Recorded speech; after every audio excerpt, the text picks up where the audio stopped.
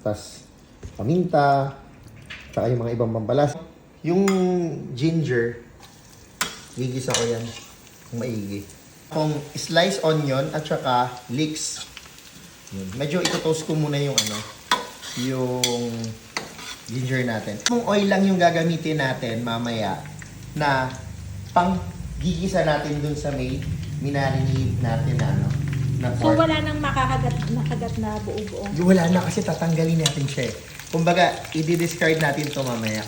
Pero syempre kasi, di ba, parang yung luya kasi, pag nakain natin, parang inaayawan, di ba? Yes. So, ang pinakamaganda kasi, chef, is yung luya na to, nandun na siya, incorporated na siya sa oil mismo itself.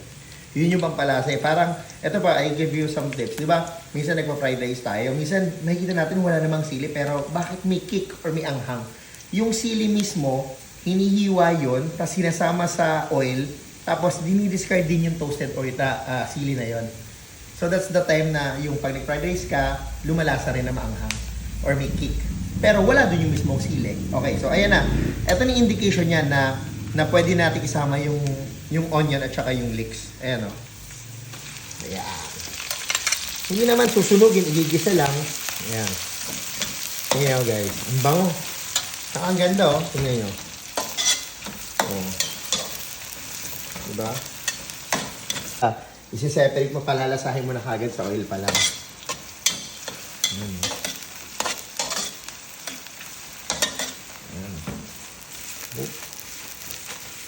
Diba? Paano? Oo. Yung. No? Hindi kailangan na sobrang gandang equipment.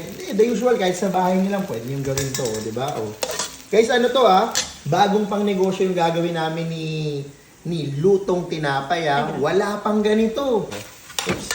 Oh, ayan. Ganda, oh. Alam niyo ito, yung mismong oil na to, pwede nyo na itong ibuhos sa mga steam na isda eh. Pangtanggal ng langsa yun. Okay.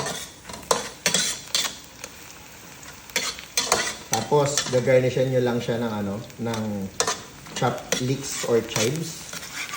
Sarap na. Chef, ikaw, chef, anong paborito mong Chinese dish? Sweet and sour pork. Wow, sweet and sour. Pork ribs. Yung boneless na. Yung boneless na kasi bakit? Para dire-diretso na lang subo. Ayun. Diretso daw subo. Sabi ni